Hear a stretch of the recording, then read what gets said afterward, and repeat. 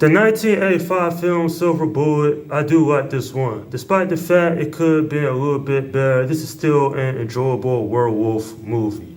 Based on the 1983 Stephen King novel Cycle of the Werewolf, the story of this one is that it takes place in 1976. There is a series of murders going on in a small town. And this town is baffled about who is doing this. But when a young boy in a wheelchair comes across a werewolf one night, then he, along with his sister and his Uncle Red, goes on a mission to stop this werewolf once and for all. And from there, it's a film that is okay. Now, I don't hate this one. It's just I've seen better werewolf movies, which makes this one feel subpar. Especially considering there are some plot holes and weak character development as well. Not only that, but there is a moment in this film that I thought was really stupid, and that is when the mob went after the killer. I was saying to myself, seriously, why would you put your lives in danger? Now I get they didn't know it was a werewolf, but still, they shouldn't have gone looking for trouble in the first place. When it comes down to it, this is a werewolf movie that's at the bottom of the barrel. It's not outright dumpster fire, it just doesn't do enough for me personally in order to be very memorable than some of the other werewolf movies that are out there. Now, despite this film having some interesting moments, it kind of feels underwhelming. Like, for example, you know how when you watch a werewolf movie, it's supposed to be scary and intense? This one is neither of that. Like, I would put it below the other werewolf movies such as An American Werewolf in London or The Howling. Those are better films than this one is. At least the acting's decent. Corey Haim did a decent job playing Marty. Very relatable, especially his relationship with his sister, them two, arguing. As somebody who's grew up with a sister, I could relate to that easily. Now, certainly Jane, she does some narration in the film, but it wasn't expanding upon enough. She ain't talked about, growing up. I wasn't expecting great character development in this movie because I knew it was about, the werewolf. And speaking of which, I think that Everett McGill did a alright job playing the villain. I mean, he's playing this reverend who's a werewolf and he has his own reasons, but they're not dive deep enough in order to understand his, motivation. Plus, his werewolf transformation scene was kind of weak.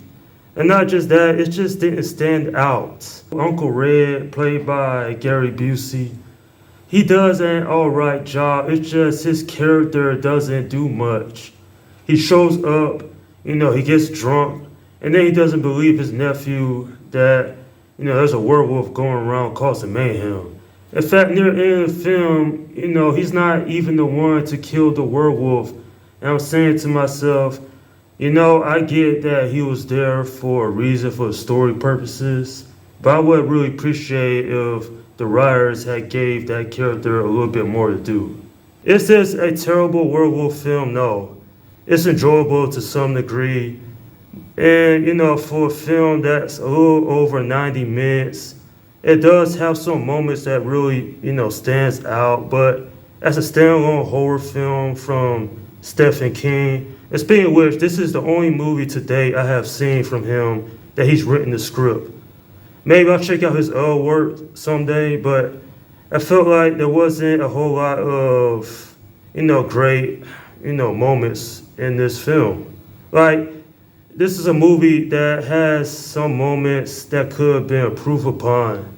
At the end of the day, this film is not a dumpster fire, but at the same time, I can't say it's a great werewolf movie. It could have been so much better than what it had turned out to be. I don't give him this film a 6 out of 10. Yeah, I probably will consider this a guilty pleasure. I didn't find this one too boring. Sure, some things could have been improved upon, but it's not one of the worst werewolf movies that I have seen. But at the same time, this film doesn't do much to make it very memorable either. At least the practical effects look cool for 1985. And when it comes down to it, this movie has so much potential to be a great werewolf film is that it misses the mark by a large margin. But at least it is somewhat entertaining in my opinion. And that is my review of Silver Bullet. Alright, leave your comments down below in the section and let me know what you think about this movie. Okay, this is Slim Guy 172 saying peace out.